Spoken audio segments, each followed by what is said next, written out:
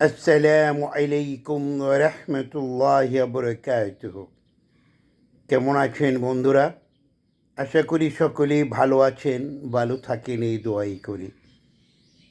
কিছু কথা বলবো, কথাগুলি দয়া করে শুনবেন।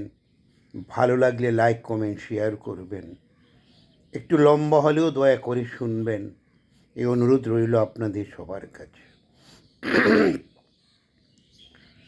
ইসলামে গণতন্ত্রকে হারাম বলা হয়েছে। কেন হারাম বলা হয়েছে? গণতন্ত্রের প্রথম যে কথাটা, সমস্ত ক্ষমতার উৎস জনসাধারণ। নাউজুবিল্লাহ। সমতার সকল ক্ষমতার উৎস হলো একমাত্র কে? আল্লাহ রব্বুল আলামিন। প্রথম কথাই কিন্তু এটা বাদ হয়ে গেছে, আর কিছু বোঝারও দরকার নাই, জানারও দরকার নাই। গণতন্ত্রের আরেকটি মূল মন্ত্র হলো নির্বাচন আসলে প্রপাগান্ডা ছড়ানো, মিথ্যা কথা বলা। মিথ্যা কথা বলা কি ইসলামে মহাপাপ? মিথ্যা কথা সব গুনার মা। দেখা যাচ্ছে মিডিয়াতে কিছু কিছু আলেমরা বলতেছেন যে ইসলামী দলগুলোকে ভোট দিলেই জান্নাত পাওয়া যাবে। আবার অনেকে বলেছেন যে ইসলামে ভোট দিলে 18 কোটি মানুষের নামাজ পড়ার নেকি পাওয়া যাবে। আসলে ঘটনা হলো এটা,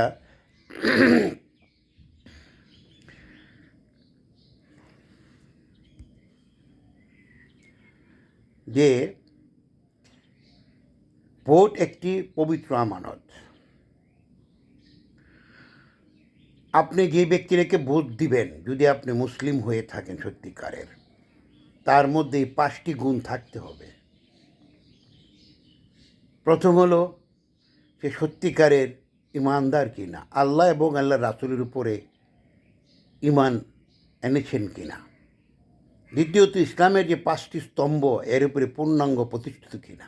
আমি সংক্ষেপে বললাম। না হলে এই ভোটের জন্য আমাকে হাসরের দিন আল্লাহ রাব্বুল আলামিনের কাছে জবাবদিহি করতে হবে। ইসলামিক দল যেগুলো আছে তারা ক্ষমতায় গেলে কী হবে? সংসদে শরিয়া আইন প্রতিষ্ঠিত করবে। তো শরিয়া আইনের প্রতিষ্ঠিত করলে যদি নামাজকে বাধ্যতামূলক করা হয়, তো দেশের 18 কোটি মানুষই তো নামাজ পড়তে বাধ্য, যারা মুসলিম, অমুসলিমরা না কিন্তু। তো আপনার এই ভোটের কারণে যদি এদেশে শরিয়া আইন প্রতিষ্ঠিত হয়, তা আপনি কি এর নেকি পাবেন না? অবশ্যই পাবেন।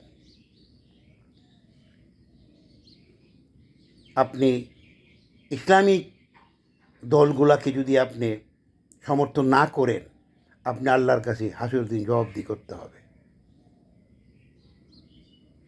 কারণ 5 ওয়াক্তে নমাজকে যারা ফরজ মানে, আল্লাহকে এক বলে যারা জানে, নবীর রেসালাতকে যারা বিশ্বাস করে, তারাই তো প্রকৃত মুসলিম। হজ, জাকাত, রোজা। তো আমাদের ইসলামিক দলগুলোর মধ্যে বিভিন্ন মতভেদ থাকতে পারে, কিন্তু এই 5টা স্তম্ভ নিয়ে তো কারো মতভেদ নাই। কাজেই সবাইকে অনুরোধ করব, একজনের বক্তব্য শুনে হুট করে মন্দ কথা বলবেন না। কারণ উনি কথাটা এমনি বলেননি, এটার পিছনে অনেকটা অর্থ আছে। আমরা কোন দেশে বাস করি, যে দেশে মদের লাইসেন্স দেওয়া হয়, মদ ইসলামে হারাম। যে দেশে মদ বিক্রি করে রাজস্ব আয় করা হয়, আমাদের দেশে মদের কারখানা আছে, মদ তৈরি হয়। তো আপনি মদ তৈরিকে যারা সমর্থন করবে, যারা মদ তৈরি করার জন্য অনুরোধ, তাদেরকে আপনি ভোট দিবেন? এটা আপনার বিবেকের কাছে প্রশ্ন। কোনো কোনো রাজনৈতিক দলের বড় বড় নেতারা বলতেছে সরিয়া মরিয়া এগুলো কিছু মানি না, মৌলবাদী, উগ্রবাদী বিভিন্নভাবে গালি দেওয়া হচ্ছে। তাদেরকে আপনি ভোট দিবেন? কাজেই আমরা দিন না বোঝার জন্য আমাদের দেশে শরিয়া আইন প্রতিষ্ঠিত করতে পারতেছি না।